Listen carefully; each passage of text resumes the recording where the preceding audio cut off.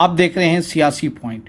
منتخب بلدیاتی نمائندوں نے کس زبان میں حلف لینا ہے؟ حافظ نعیم الرحمان اور اسسٹنٹ کمشنر میں اس پر تکرار ہو گئی۔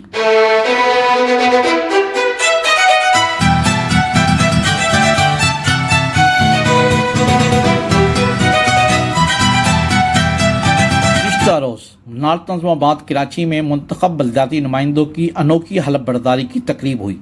اسسٹنٹ کمشنر نارتھ نظام آباد حازم بھنگوار نو منتخب ارکان سے انگریزی میں حلف لیتے رہے۔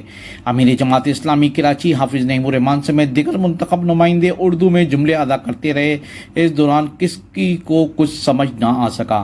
انگریزی میں حلف اٹھانے پر حافظ نعیم الرحمان اور اسسٹنٹ کمشنر کی تکرار بھی ہوئی۔